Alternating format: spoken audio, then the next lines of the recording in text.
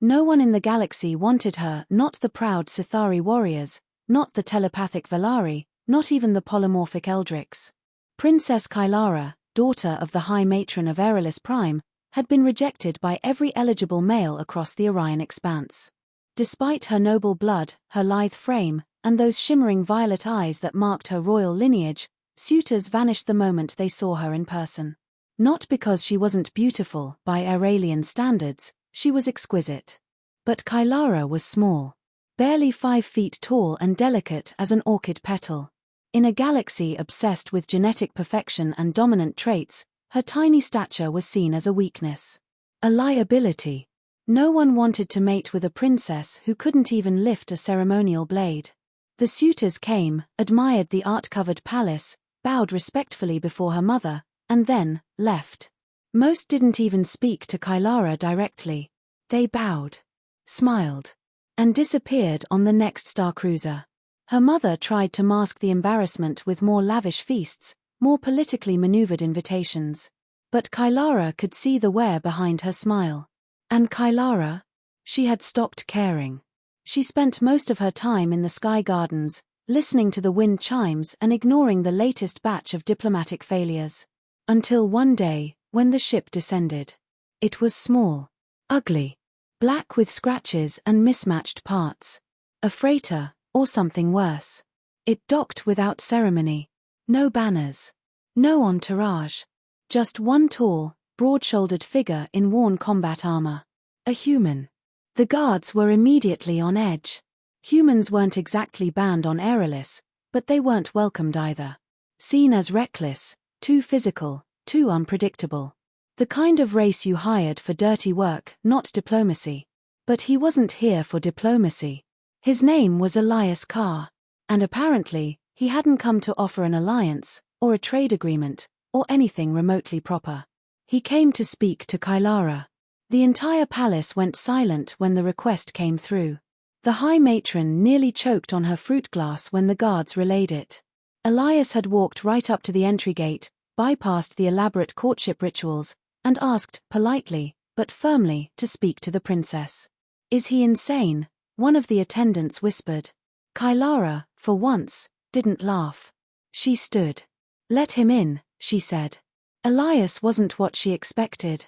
Taller than anyone else in the room, with a rough face and sharp eyes. Not cruel, just observant. Like he was constantly cataloguing threats. He didn't bow. He didn't speak like the other suitors. And he definitely didn't flinch when the matron entered the chamber flanked by her 12 glowing honor guards. "I'm here to meet the princess," he said simply. Kylara's mother wanted him removed immediately. But tradition dictated that any direct request to meet a princess, if accepted, must be honored. Even from an outsider. So they were given a supervised walk in the garden. Kylara expected silence.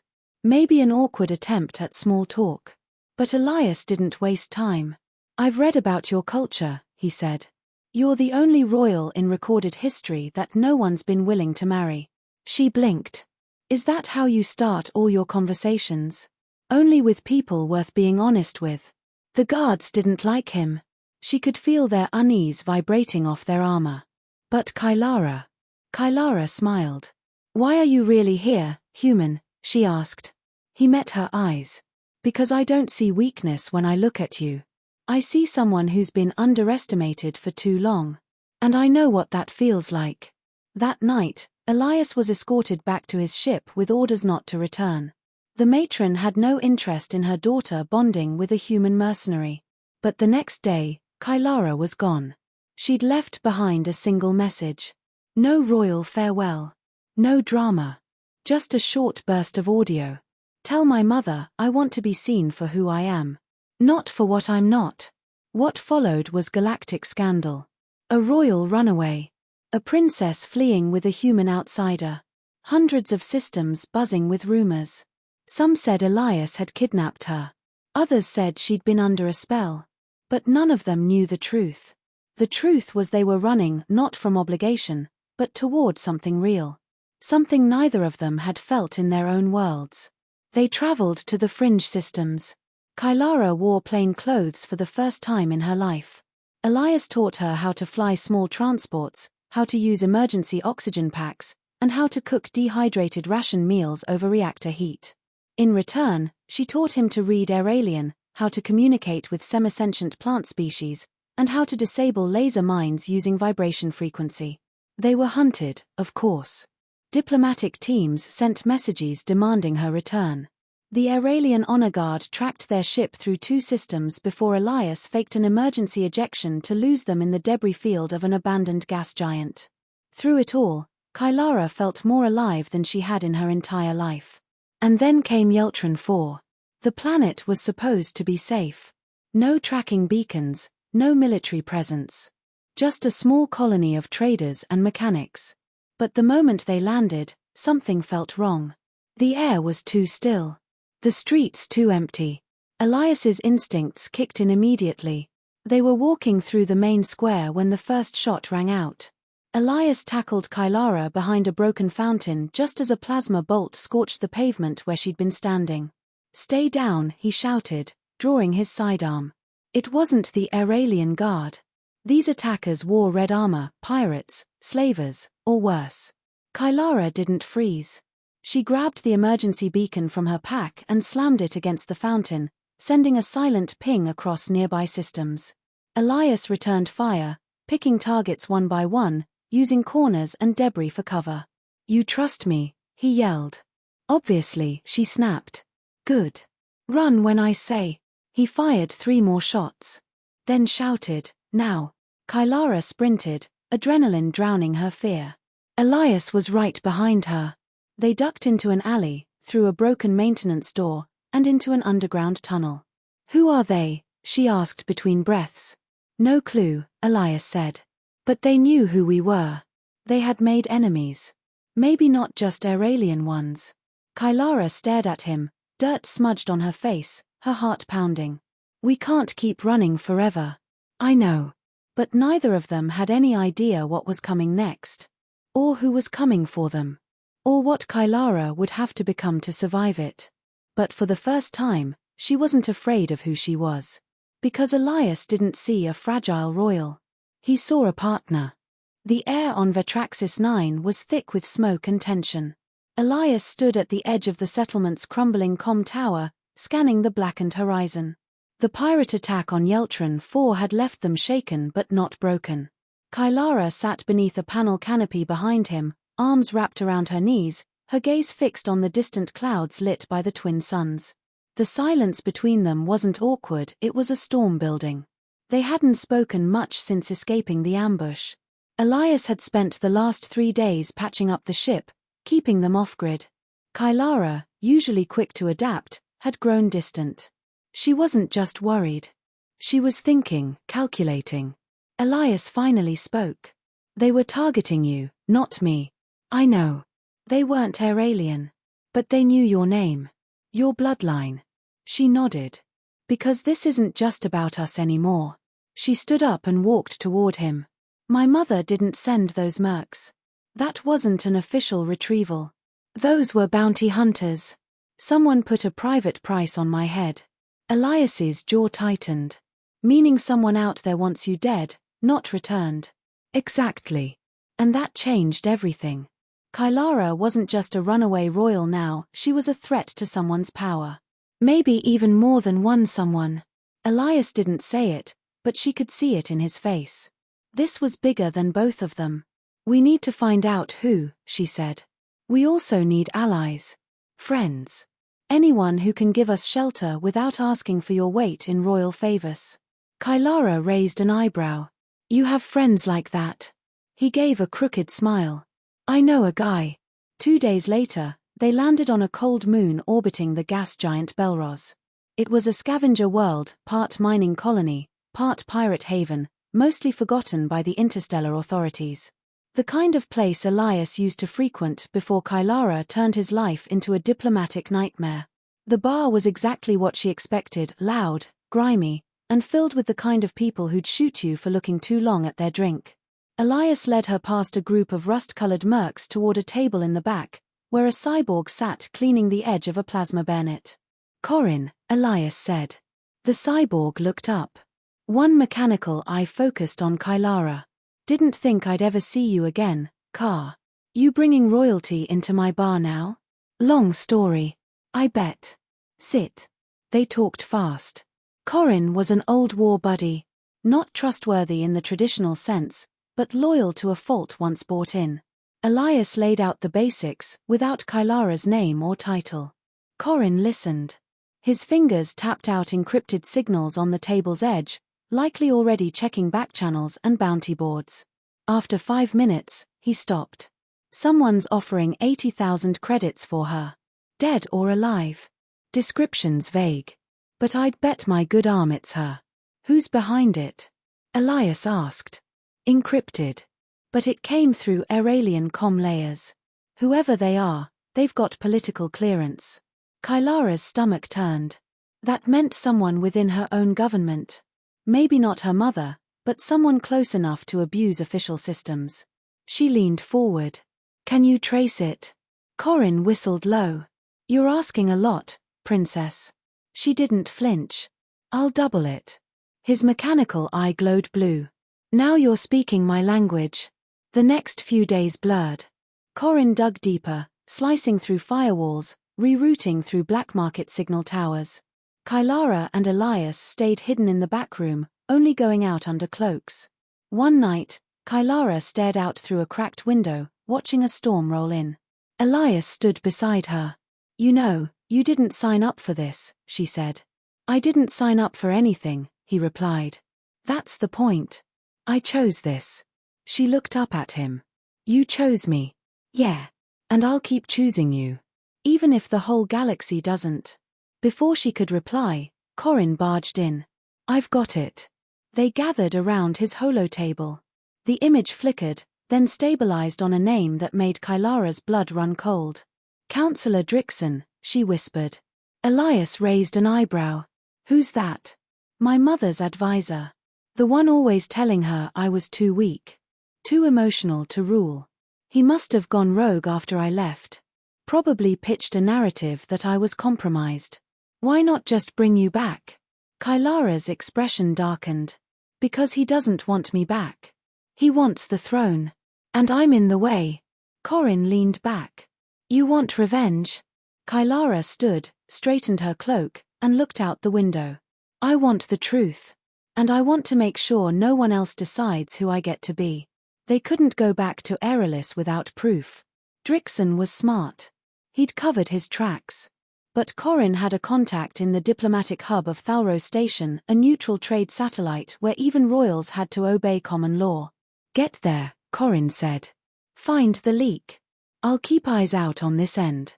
They left the next day. Thalro Station was a maze of cultures, dialects, and data. Half pirate, half union, it was one of the only places in the quadrant where no government had authority. That meant freedom and danger. Kylara had to move like a ghost. Elias took the lead, bluffing through checkpoints with old bounty hunter codes. Inside a crumbling archive chamber on the lower decks, they found what they needed. Encrypted comm logs. Private transfer orders. Funds wired to untraceable assassins. All with Drixon's biometric signature. As Kylara transferred the data to a secure drive, the lights flickered. Elias's eyes narrowed. Trap. The doors slammed shut. Red sirens flashed. Kylara ducked as a drone exploded nearby, scattering shrapnel. Run. Elias shouted. They sprinted through the chaos, data drive clutched in Kylara's hand. Elias took a plasma burn to the shoulder, but kept going. They reached the ship just as more attackers swarmed the port. Kylara dragged Elias inside, locking the hatch and slamming the ignition. The ship groaned.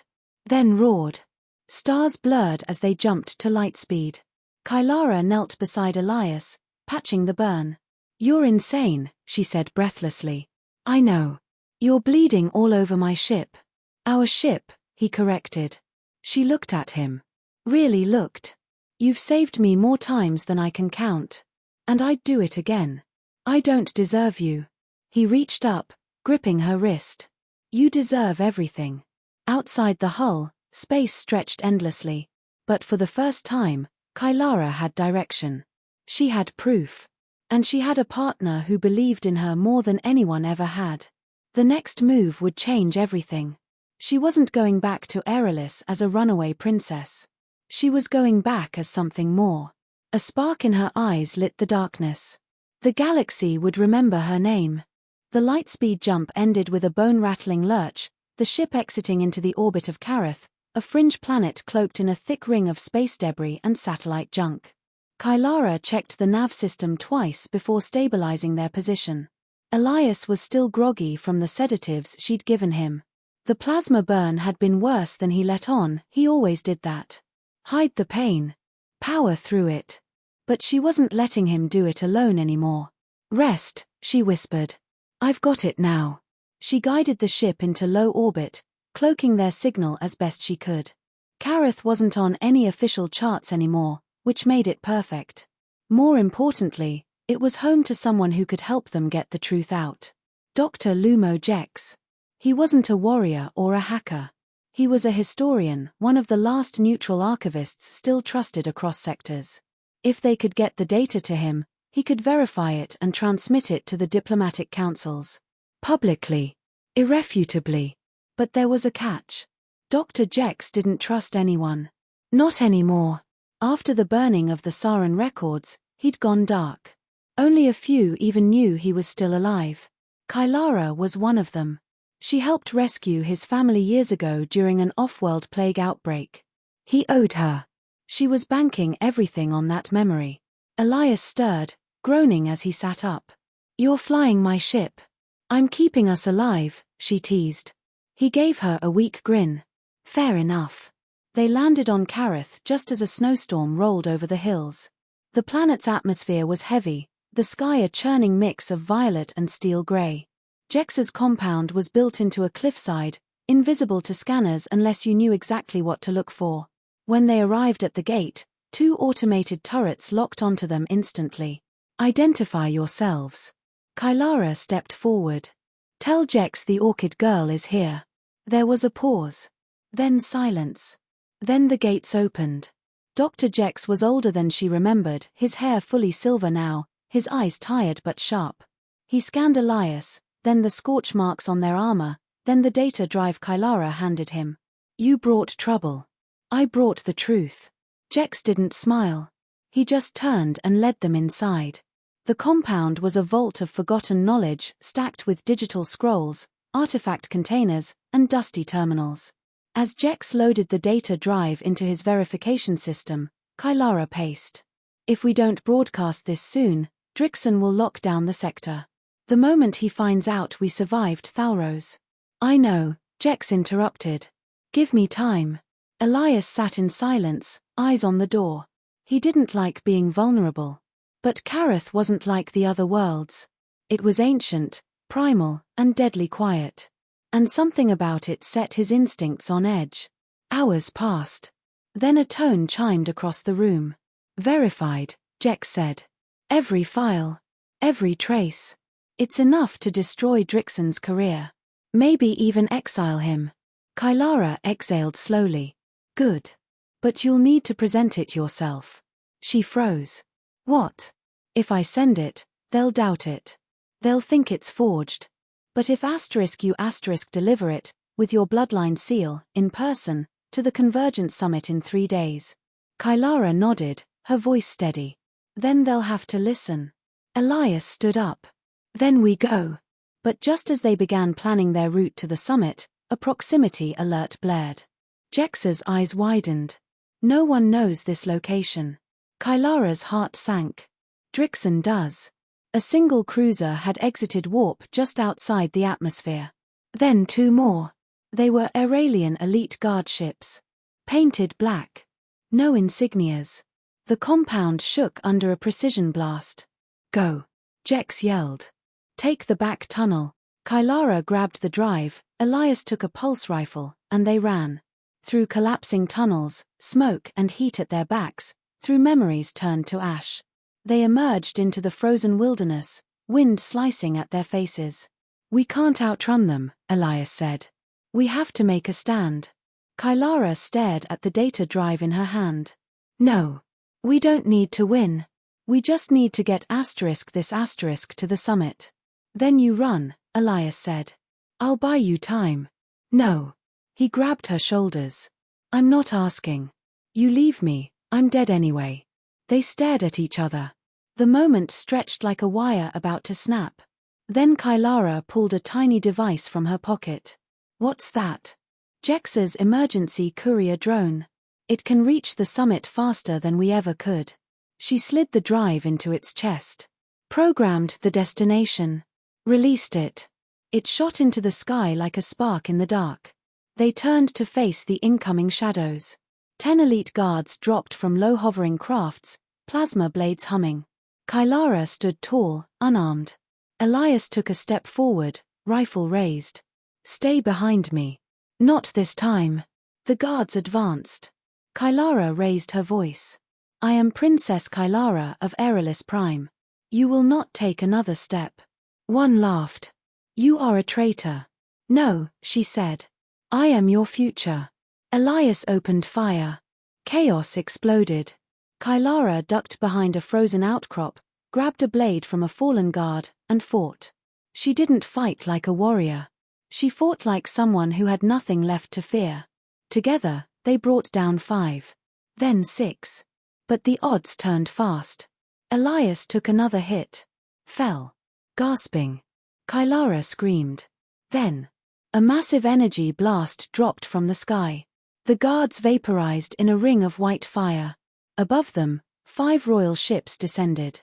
Kylara collapsed beside Elias, clutching his chest. He coughed. Was that you?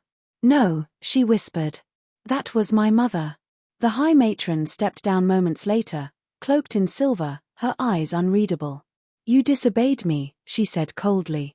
Kylara stood, still holding Elias's hand. I revealed the truth. You knew about Drixon. Her mother was silent. Didn't you? The matron nodded slowly. But I had no proof. Kylara stepped forward. Now we do. They stared at each other.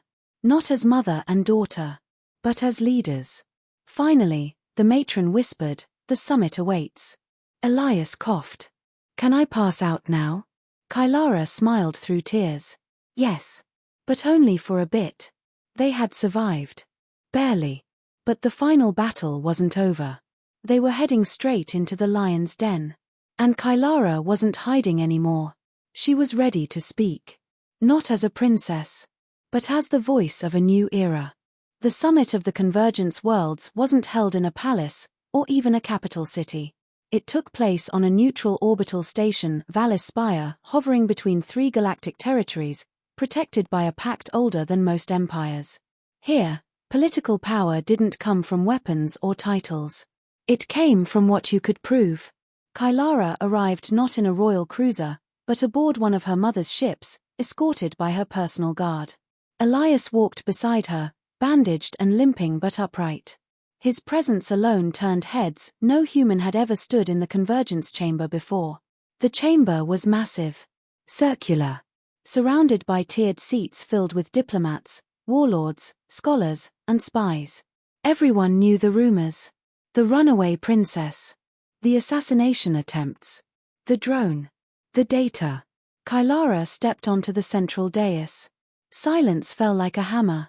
I stand before you, she said, voice amplified across systems, not as a victim or a traitor, but as a witness to corruption at the heart of Aerolis Prime. Screens behind her lit up with evidence, Drixon's bribes, the assassination orders, the false recovery missions masked as bounty hunts. Gasps echoed. Then outrage. Kylara's tone sharpened. This is not only about me.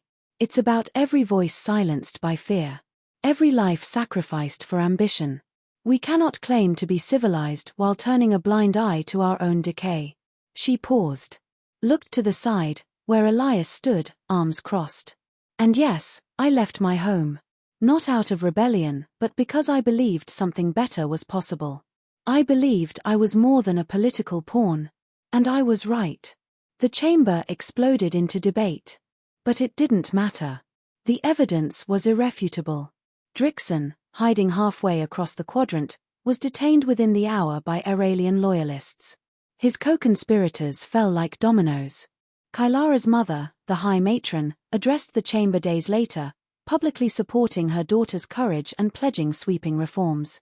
But the galaxy's focus had already shifted. Not on the betrayal, but on the girl who had defied the impossible and survived. Weeks passed. Then months. Kylara declined reinstatement into the royal line. Instead, she proposed something radical, a new interspecies council formed by the displaced, the rejected, and the overlooked. Her voice became a symbol of change, of resistance, of hope. Elias stayed with her. They never married in a traditional sense. There was no crown, no formal titles. But wherever Kylara went, Elias was there. Watching. Protecting. Believing. He'd once told her he didn't see weakness when he looked at her. Only someone underestimated for too long. Now, no one underestimated her. Not the galaxy. Not even her mother. Years later, children in distant colonies would learn her name in schoolbooks.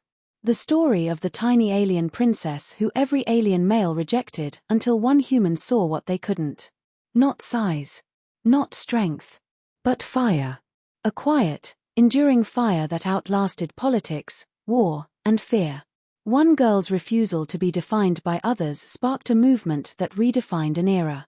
And that, more than any crown or title, was her legacy. Moral sometimes, the world rejects what it fears to understand. But those who are underestimated the most often become the ones who change everything. Never let others define your worth. Stand up. Speak out. Be seen. Because being small never meant being powerless.